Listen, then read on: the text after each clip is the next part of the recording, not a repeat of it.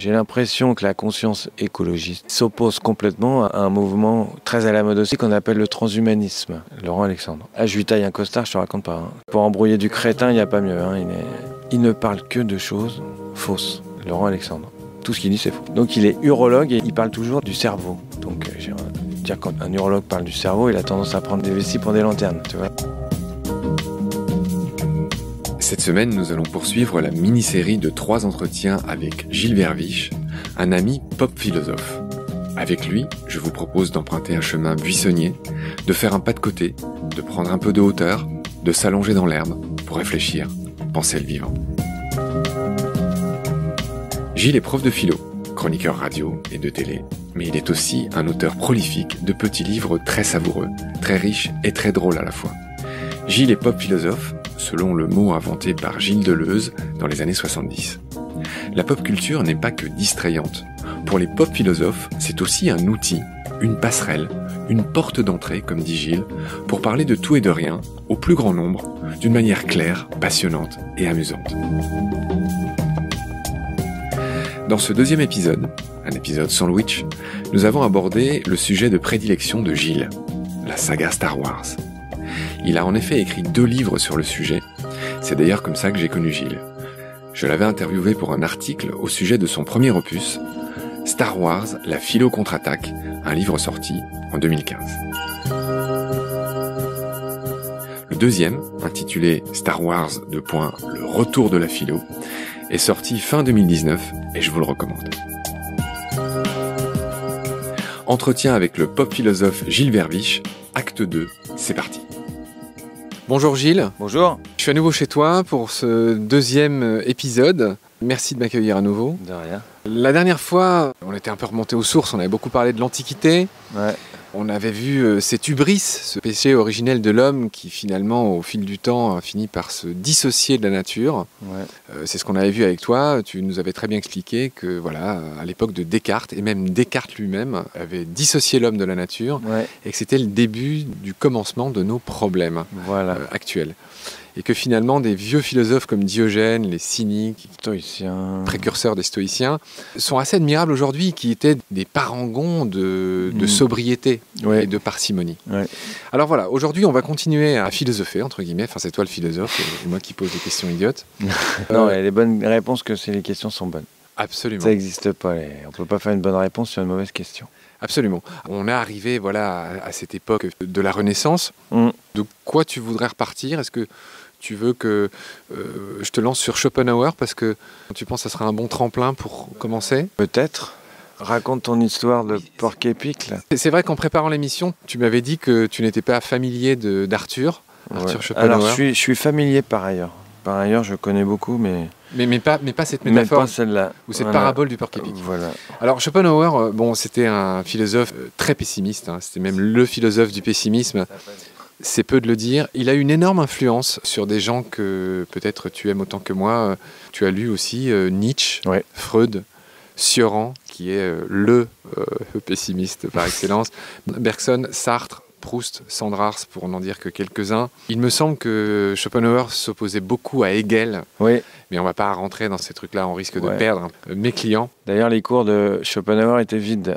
Il n'y avait personne. Oui, enfin, il s'est rattrapé, parce que toute sa vie, il a vécu dans la frustration d'Hegel, qui est le grand Les philosophe. cours étaient blindés au bout du couloir et lui, il n'y avait personne. Voilà, il y a une petite différence d'âge aussi. Et bref, ce qui m'a intéressé chez Schopenhauer, c'est 2 choses. La première, c'est que sa filiation avec Karl Lagerfeld, tu vas comprendre pourquoi, c'est que Schopenhauer a légué tous ses biens, quand il est mort, à son caniche Atma. Donc voilà, je veux dire, le fait parle de lui-même, et je pense que personne n'a oublié que Karl Lagerfeld avait légué, alors non pas tout, mais plusieurs millions d'euros, 4 je crois, à son chat, je crois que c'était un chat, qui s'appelait Choupette. Et donc c'est drôle d'ailleurs, tu vois, 2 Allemands. Bref, pour en revenir à Schopenhauer et sa fantastique parabole du porc-épic, je la résume en très peu de mots, c'est que pour Schopenhauer, l'homme est ainsi fait qu'il est un peu comme un porc-épic en hiver. C'est-à-dire que, comme beaucoup d'animaux, les porcs-épics ont tendance à se rassembler pour se tenir chaud, mais dès qu'ils sont trop près les uns des autres, ils se piquent. Et donc, il y a cette espèce de distance, finalement, confortable, dans laquelle les hommes peuvent vivre. Et j'ai bien aimé cette métaphore, c'est-à-dire que c'est vrai pour un couple, c'est vrai pour des amis, c'est vrai peut-être pour toi et tes élèves. Il y a une distance qui est la bonne. Une distance qui permet d'être bien ensemble. 1m50. On nous a dit que c'était 1m50, la distanciation physique. La fameuse bulle de sécurité. Non, je pense qu'elle est moindre, mais elle a dû en prendre un coup. Elle a dû réaugmenter cette distance avec le confinement, avec le Covid. Covid. Voilà. Alors bref, voilà, moi je suis content. J'ai parlé de Schopenhauer. Si tu ne te lances toujours pas, je vais préciser mes questions. Il me semblait que tu avais été séduit par ce que je disais de l'Orient. On n'avait pas parlé de l'Orient dans notre premier épisode. Est-ce que tu as envie qu'on parle de ce qui se passe en Inde, des vaches sacrées, des bouddhistes qui respectent le moindre petit insecte? Est-ce que ça t'inspire, l'Orient? Alors j'avais fait des recherches en écrivant sur Star Wars, parce que je m'étais rendu compte que la philosophie de Star Wars était plutôt orientale.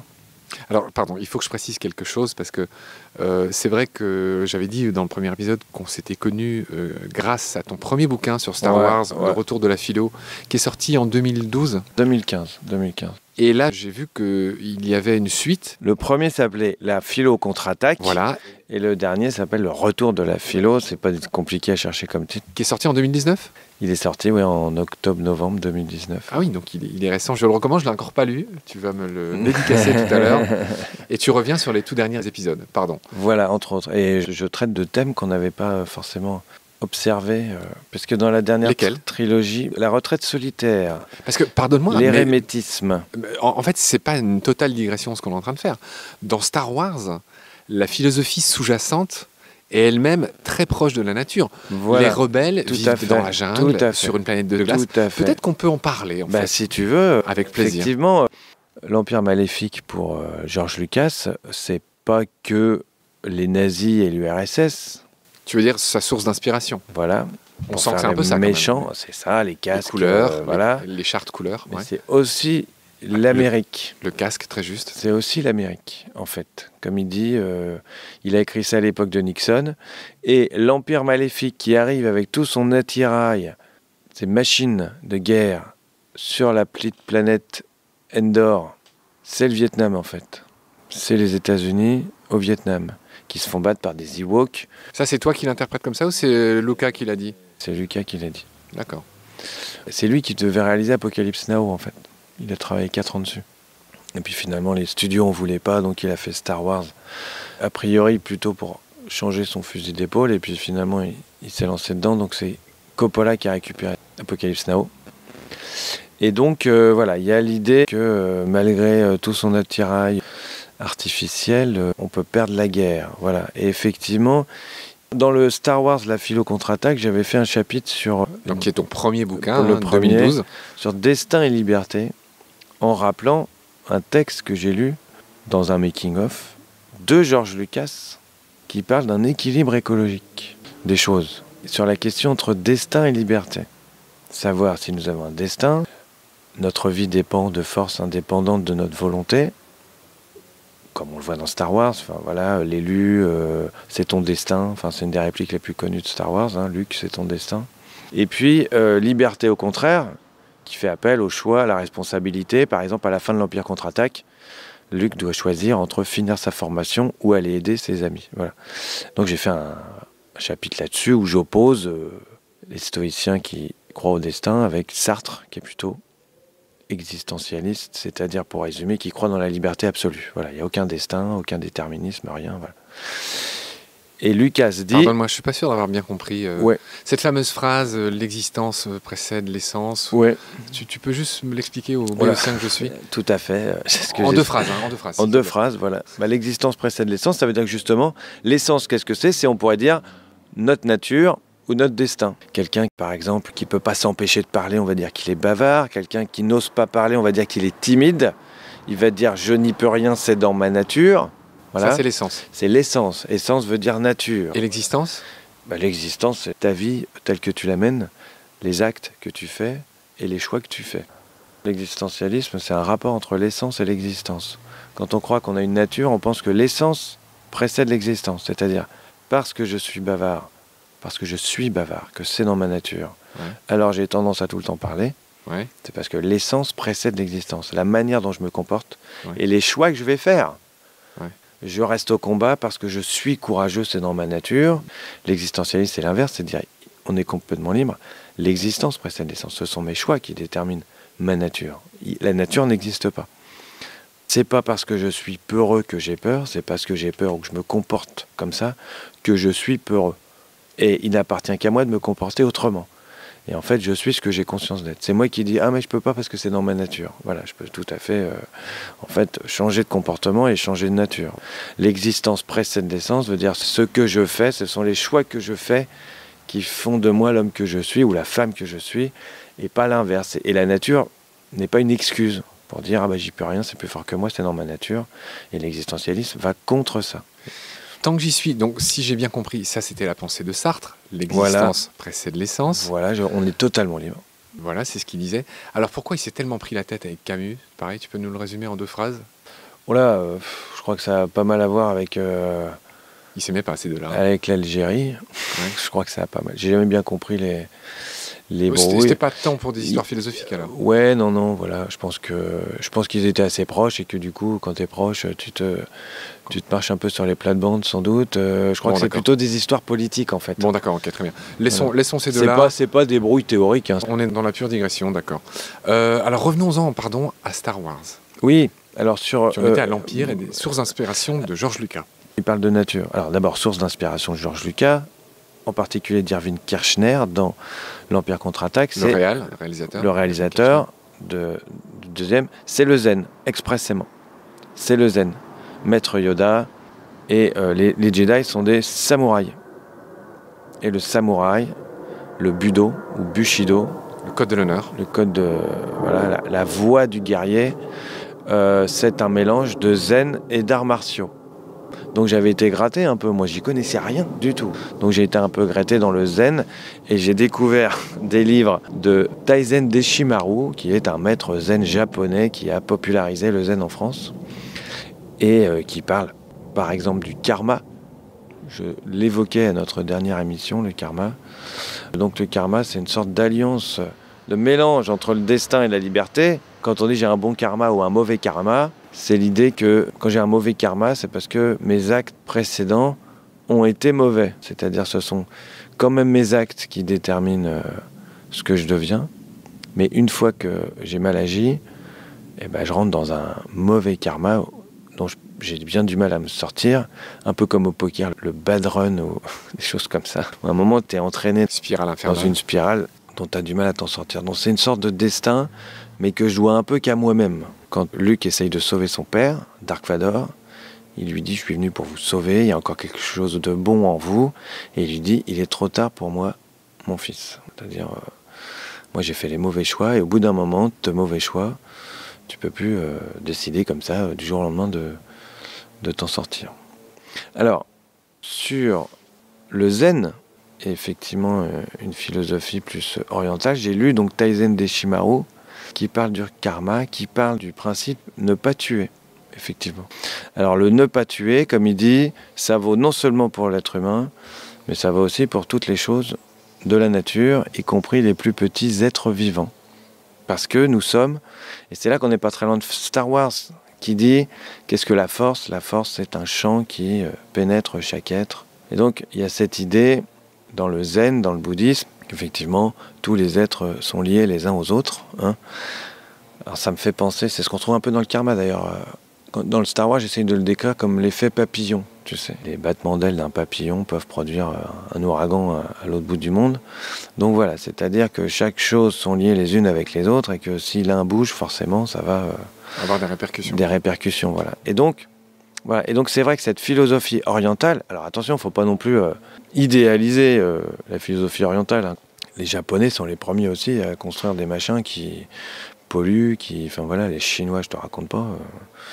Ça doit être le pays le plus pollué, le pollueur au monde. Donc l'histoire de l'Orient en accord avec la nature, avec un Occident dévastateur, faut aussi éviter les clichés. Hein. Et puis l'histoire d'un bouddhisme qui serait zen, au sens la paix, alors que nous on aurait des religions guerrières, faut aussi relativiser. Le bouddhiste, il dit qu'il faut pas tuer des scarabées. Par contre, un homme qui est méchant, il mérite la peine de mort. Donc Tu vois, il y a des... Voilà, c'est pas non plus... Ce qu'il dit sur les femmes, je crois que c'est pas terrible non plus. Enfin, il y a une inégalité, voilà, donc... Des religions qui seraient comme ça, la religion idéale, humaniste finalement. Mais du coup, c'est pas humaniste en fait. C'est ça qu'il faut comprendre. Là, on est pris en tenaille entre un excité de la tronçonneuse et voilà, qui passe. Mais c'est pas grave. Parce que l'humanisme, c'est mettre l'homme au centre. Et quand on commence à prendre une conscience un peu écologique, on veut sortir justement de l'homme au centre. Pour essayer de se comporter comme une partie seulement. Je veux dire, je pense que c'est ça. Tant que l'homme considérera qu'il est au centre et qu'il régit un peu tout comme il veut, on s'en sortira pas, quoi. D'accord. On en était à Star Wars et puis j'ai l'impression Ouais. que le fleuve de ta pensée s'est un petit peu perdu dans une sorte de méandre du désert. Donc je vais te demander de reprendre un petit peu du poil de la bête, de lâcher ces autocollants de balai sur l'avion que je t'ai offert, de bien te remettre en face de moi. Non, alors moi je trouve ça très intéressant. Tu étais en train de me parler de tes bouquins et tu as très bien dit que dans le premier, tes bouquins concernant Star Wars, donc la philo contre-attaque, il y avait une énorme comparaison, une énorme inspiration du Bushido, du code de l'honneur des samouraïs. Ouais. Je pense qu'on l'a bien compris. Il y avait une histoire de zénitude qu'on a bien comprise aussi. Est-ce que c'est le moment de passer à la saga décryptée 2, c'est-à-dire le deuxième tome, qui est très commercialement sorti l'an dernier, avec la fin de la saga, les épisodes 7, 8, 9. Est-ce que tu veux développer ce tome 2 ? Qu'est-ce que ça raconte par rapport à nos histoires de nature et de rapport avec la nature, toujours, et de symbolisme. Alors, il y a quelque chose que j'ai découvert en voyant les derniers épisodes, qui ont la qualité discutable qu'ils ont, mais on voit Luke, notamment dans les derniers Jedi, qui est parti s'isoler à l'autre bout de la galaxie. Et d'ailleurs, le pitch du premier, le réveil de la Force, c'était de retrouver Luke Skywalker. Voilà. Et donc ça paraît un peu ridicule, il est parti bouder alors que tout le monde a besoin de lui pour sauver le monde. Et quand Rey, la héroïne de la nouvelle saga, vient le voir, elle dit « On a besoin de Luke Skywalker ». Il dit « Non, vous n'avez pas besoin de Luke Skywalker, moi j'en ai marre ». Et donc ça paraissait un peu anecdotique et en fait, avec le recul, je me suis rendu compte que tous les maîtres Jedi dans toute la saga avaient leur moment de retraite, solitaire. Yoda en particulier, quand Luke fait sa formation, il doit aller sur l'île de Dagobah pour suivre sa formation chez Yoda. C'est drôle, tu as dit l'île, alors que c'est la planète. Ouais, c'est drôle. Alors voilà. C'est la planète marécage. C'est Robinsonade, en fait, justement, je compare avec ça, Robinsonade. Ah oui, c'est drôle ton lapsus, parce que tu as dit ton idée grâce au lapsus. Voilà. Luke, c'est une île. Et puis Obi-Wan, c'est pareil, il était sur Tatooine en vieil ermite, un vieux fou, le vieil ermite. Donc voilà, donc je me suis demandé... Apparemment, c'est pas qu'un accident, en fait. C'est que trouve-t-on dans la solitude ? Cette retraite solitaire, loin de tout. Tu parlais des porcs épics tout à l'heure, mais loin de la civilisation, à tous les sens du terme. C'est-à-dire à la fois des autres hommes et à la fois du développement économique, social, technique, etc. Donc, c'est le thème de Robinson. C'est la démarche de Thoreau aussi. Cette retraite solitaire... Rousseau, les rêveries du promeneur solitaire. Donc il y aurait l'idée que on gagne quelque chose, on trouve un peu plus son humanité. À quel sens, ça il faudrait le savoir. Mais en se retirant into the wild, comme dit le film, dans une vie sauvage, loin de la civilisation. On parle beaucoup, Thoreau dans Walden, La vie dans les bois. Se reconnecter à l'essentiel, à la fois de l'homme et de la nature. Alors précisément, je voulais t'entendre là-dessus parce que c'est vrai que Henri David Thoreau, pour dire son prénom qu'on dit jamais. Ça serait mieux Thoreau, parce que Thoreau, on a toujours l'impression que les cornes... Sachant que c'est un poète, philosophe, naturaliste, car il était aussi naturaliste américain, d'origine mi-écossaise, mi-française, d'où son nom très français, Thoreau, T-H-O-R-E-A-U. Je veux bien que tu nous parles un peu de Thoreau, si tu le sens, si tu as des choses à dire, et notamment sur son bouquin le plus fameux, Walden, ou... La vie dans les bois. La vie dans les bois. Ce mec me fait beaucoup penser à Sylvain Tesson. Oui, c'est l'ancêtre. Je pense que si tu demandes à Sylvain Tesson est-ce que vous avez un rapport avec Thoreau, il va te dire oui. Ça me paraît fou. Alors, Thoreau, donc philosophe américain, qui est connu pour avoir fait une journée de prison, il a inventé ou popularisé il était très anti-esclavagiste à une époque où ils étaient minorité. Voilà, exactement. Donc on est au 19e siècle. Je sais plus, faudrait que je regarde les dates sur mon machin là, pour pas me tromper. Mais tu veux dire sous le bouquin qui cale, comme d'habitude, les micros. Mais non, tes bouquins sont là pour caler nos micros, aujourd'hui en tout cas. Bon, donc 19e siècle. J'ai lu un peu tout de Toro, mais je me souviens plus des dates. Bon, bref. En tout cas, donc il est connu surtout pour avoir, sinon inventé, du moins popularisé la notion de désobéissance civile. Oui. Voilà. Ah oui. Voilà. Occupy Wall Street, tout ça. Rosa Parks, tu vois, c'est-à-dire... Rappelle qui est Rosa Parks en 2 phrases. Rosa Parks, c'est en 1962 une dame qui a refusé de changer de siège dans des transports en commun où il y avait des places réservées aux Noirs et d'autres réservées aux Blancs, quoi. Et donc on lui a dit de se lever et elle est restée assise en refusant d'obéir. Voilà, donc la désobéissance civile, c'est désobéir à une loi, à la loi, forme de militantisme, pour la faire changer. On peut penser aux faucheurs volontaires, par exemple, à l'époque. José Bové, là, contre les OGM, là, tu sais que tu t'exposes à des peines. Toro, lui, sa désobéissance civile, ça a consisté à ne pas payer ses impôts, justement parce que ça finançait l'esclavagisme dans les États du Sud. Voilà, il a fait 1 journée de prison, je crois. D'accord. On se demandait quelques dates, c'est vrai. Je regardais sur mon téléphone pendant que tu parlais. Donc, ce monsieur, Henry David Thoreau, est né en 1817 à Concord, Massachusetts. Concord, c'est là qu'il a vécu. Voilà. Et il est mort à ton âge, à 44 ans, le 6 mai 1862. Voilà. Il est mort en 62. Donc il est mort juste avant ou pendant la guerre de sécession, si je ne dis pas de bêtises. Donc c'est ça, milieu 19e, ce que je disais. On est vraiment... Alors, la désobéissance civile, c'est désormais clair. Parle-nous de la philosophie de Thoreau, parle-nous de cette vie dans les bois. Mais ça en fait partie, en fait. Puisque dans la désobéissance... Ce mec vivait réellement, c'est pas qu'une métaphore, ce mec vivait réellement dans une cabane. Il était passionné par les plantes, par les insectes. Il était à 2 km de Concorde en même temps. Enfin, il était, comme il dit, il n'y a pas besoin de partir à l'autre bout du monde. Comme le gars dans le film, justement, Into the Wild, qui raconte une histoire vraie. Donc, avec Émile Hirsch. Voilà. Qui en meurt d'ailleurs. Qui en meurt. Le message de ce film est assez... Et le héros... est assez mitigé quand même. Le vrai personnage est mort. C'est intéressant ces films d'ailleurs. Il y a un autre film dans le genre, Captain Fantastic, avec Viggo Mortensen. Ah oui, qui est superbe, je l'ai vu. Qui est très bien. Ce que j'aime beaucoup dans ces 2 films, c'est qu'ils sont assez ambivalents. C'est-à-dire, on n'est pas sur un écolo angélique. Parce qu'en général, le début des films, Into the Wild, c'est pareil. Il y a le rejet de la civilisation avec ses valeurs artificielles. Couper sa carte de crédit en 1000 morceaux. Le capitalisme, tout le monde peut être que d'accord. Et puis, Into the Wild, il y a la vraie authenticité. Captain Fantastic, c'est pareil, sauf que c'est collectif. On est sur les Robinson suisses plutôt, c'est-à-dire c'est un père avec ses gamins qui veut les élever. C'est un peu comme Taureau, c'est-à-dire le rejet de la culture au nom de la culture. C'est-à-dire de la culture en tant que civilisation des sciences et des techniques. Mais par contre, la culture au sens connaissance, dans Into the Wild, il y a un bouquin de Taureau dans les quelques livres qu'il emmène dans son bus là. Le clin d'œil est assez clair. C'est inspiré de Taureau, qui est une sorte de Rousseau du 19e, effectivement. Et il décide d'aller vivre dans les bois.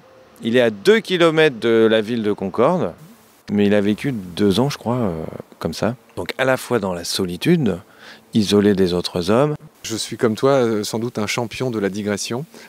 Elles sont magnifiques, celles qu'on est en train de faire. Mais je te rappelle qu'on parlait de Star Wars.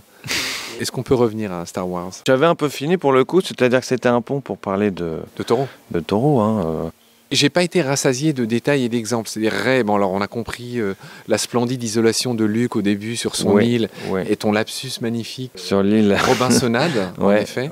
Voilà. Est-ce qu'il n'y a rien à rajouter sur par exemple, cet empereur qui finalement n'était pas mort, qui est sur une espèce de déambulateur géant en forme de toile d'araignée. Oui, alors sur le vivant, voilà, c'est un peu exagéré dans la dernière trilogie. J'en avais parlé dans le premier tome sur la manipulation du vivant. J'ai l'impression que la conscience écologique ou écologiste s'oppose complètement à un mouvement très à la mode aussi qu'on appelle le transhumanisme. Ah oui. Tu vois, j'ai un gros chapitre dans le dernier tome. Laurent Alexandre. Ah, je lui taille un costard, je te raconte pas. Dans ce bouquin ? Ouais. Ah bien. C'est un sacré rhéteur. Ah ouais, mais pour embrouiller du crétin, il n'y a pas mieux. C'est un peu comme... Zemmour. Oui, voilà. C'est un mec, on peut lui reprocher forcément beaucoup de choses, mais personne n'ose l'affronter. Laurent Alexandre. Il ne parle que de choses fausses. Laurent Alexandre. Tout ce qu'il dit, c'est faux. Voilà. Il est urologue. Là, c'est vraiment la digression de chez digression. Mais... Donc, il est urologue et il parle toujours du cerveau. dire, quand un neurologue parle du cerveau, il a tendance à prendre des vessies pour des lanternes, tu vois. Voilà.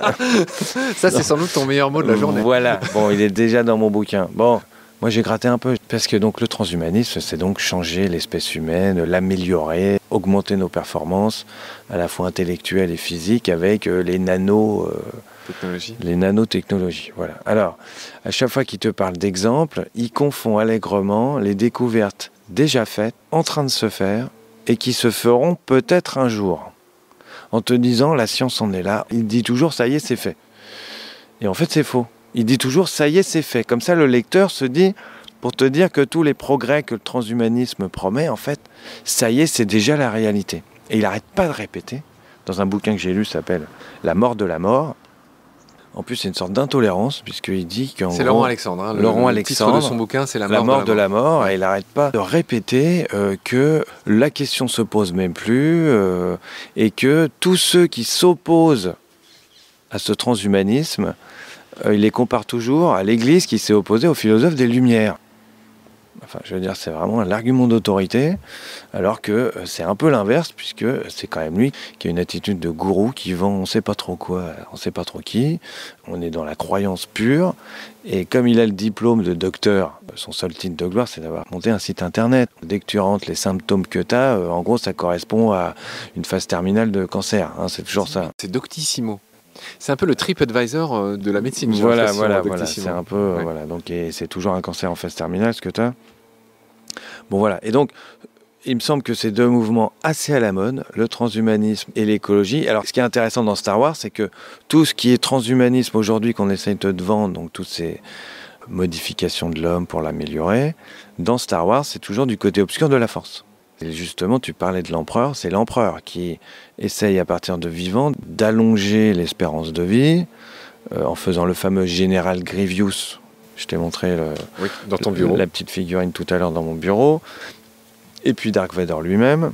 Et puis on se rend compte, Palpatine lui-même, manifestement, a pu survivre. Recours à la chirurgie. J'ai l'impression que là, pour revenir à ce qu'on disait à la dernière émission, on prolonge un peu l'histoire de Descartes, c'est-à-dire la vision de la nature de Descartes, c'est-à-dire se rendre comme maître et possesseur de la nature et s'affranchir complètement de la nature. Le fameux Laurent Alexandre, ce qu'il dit, c'est pas juste que ce soit la nature qui nous commande, c'est pas parce que c'est naturel que c'est bien, et on doit pouvoir s'affranchir effectivement de la nature. Devenir immortel. Devenir immortel. C'est quasiment, j'ai l'impression, le mouvement inverse. Hein, alors il rêve de clonage. Alors il dit, franchement, est-ce que tous les fans de Michael Jackson qui sont tristes rêveraient pas qu'on ait pu le cloner, tu vois? Alors bon, bah c'est victime de pédophilie, pas sûr. Hein, voilà. Et donc il dit, il te dit, Laurent Alexandre, que ça serait bien que les êtres humains les plus exceptionnels puissent être clonés, tu vois? Je pense qu'il pense à lui, d'ailleurs, là-dedans. Et il dit, alors il y a un truc qui m'a halluciné. Il dit, quand on vit en couple, ça a beaucoup d'inconvénients pour faire des enfants. Voilà. Est-ce qu'il ne serait pas mieux de pouvoir se cloner tout seul, tu vois? C'est ça son monde, quoi. Le mec est tellement égocentré que son rêve, c'est de se cloner tout seul. Donc tu parlais à la dernière émission d'éjaculation, mais voilà, donc le mec il va s'en tailler une, et puis après il va se cloner tout seul. Enfin voilà, c'est ça son rêve de vie. Hein. On n'est plus dans le porc-épic, on est dans... Enfin voilà, donc... On est dans quoi? Il faudrait trouver des pics encore plus grands. Enfin, le poisson archer. Voilà, il veut vivre tout seul, le gars. Hein, voilà. C'est marrant parce que c'est... Enfin, c'est marrant. C'est étonnant parce que c'est les deux mouvements de pensée à la mode, en fait. Hein, le transhumanisme et la conscience écologique, etc. Donc, dans le transhumanisme, tu es dans un mouvement de transformation de l'homme qui se rêve encore plus détaché du reste, encore plus indépendant, encore plus maître de tout. Et puis dans la conscience transition écologique, on est au contraire dans il faudra revenir à quelque chose de raisonnable. Voilà, donc le transhumanisme, t'aimes bien ce terme, dans l'hubris, encore plus voilà. Rappelle ce qu'est l'hubris au passage. L'hubris, c'est la démesure en grec. Voilà, hein, privatif, hubris. Donc la démesure, c'est le contraire de la sagesse antique. Hein. Bon, il y avait des bons moments hein, quand on fait la fête. Un peu la faute originelle. Oui, voilà, c'est ce qui est inscrit un peu dans la nature de l'homme. L'hubris, c'est ce qui est à l'origine de toutes les fautes, c'est de ne pas rester raisonnable. Chez Aristote, le bien, c'est la juste mesure, la médiété, on traduit ça. Voilà, le juste milieu, voilà, ni trop ni trop peu. Voilà.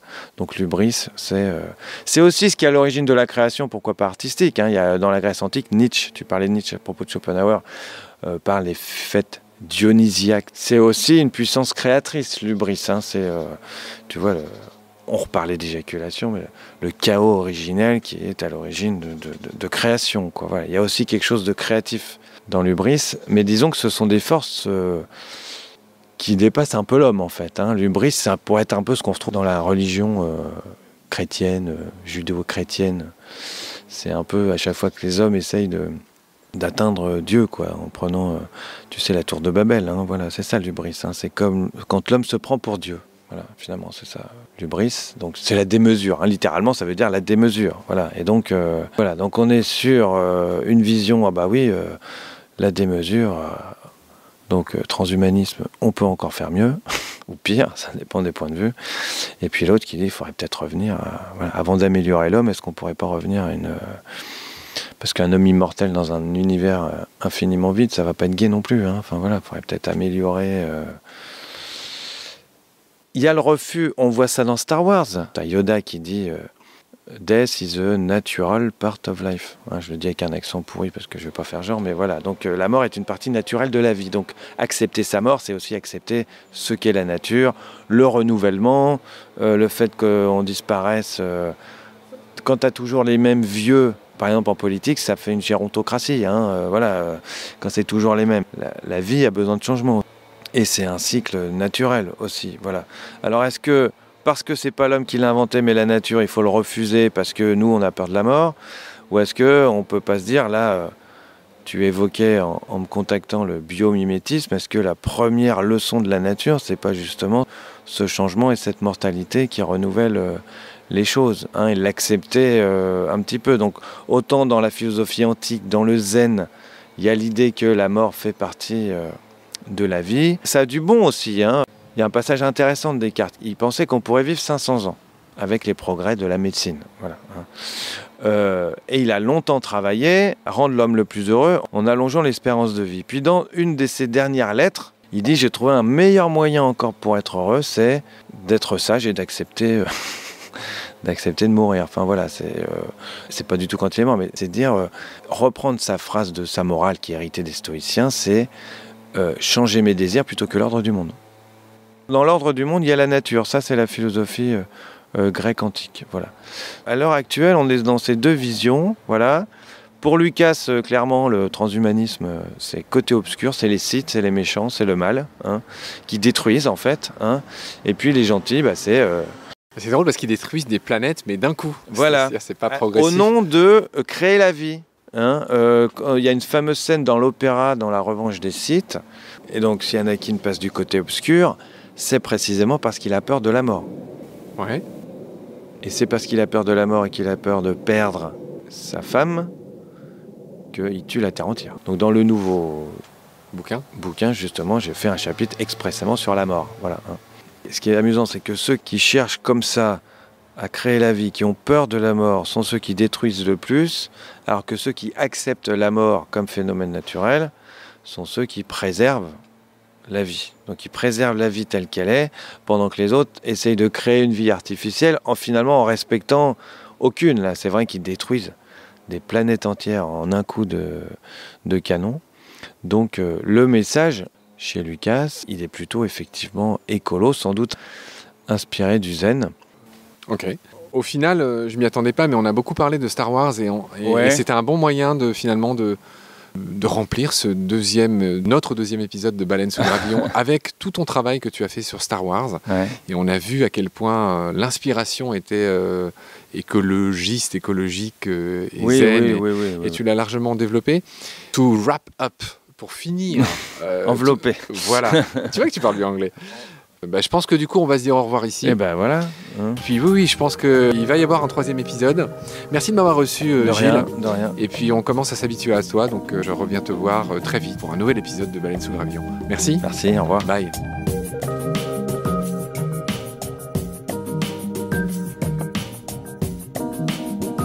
c'est la fin de cet épisode. Merci de l'avoir suivi. Rendez-vous tous les mercredis et les dimanches pour de nouvelles découvertes. Merci de partager le lien de Baleine sous Gravillon et de vous abonner sur votre plateforme d'écoute si vous avez aimé. Des étoiles et des commentaires sont indispensables pour être mieux référencés et j'en ai beaucoup trop peu pour l'instant. Pourtant, grâce à eux, le podcast serait spontanément proposé à davantage d'auditeuristes. Baleine sous Gravillon est fait sans aucune aide, sans pub. Il me prend tout mon temps depuis quelques mois et n'est pas monétisable. Celles et ceux qui le souhaitent peuvent donc aussi m'aider en faisant un don sur le site Tipeee. Merci par avance.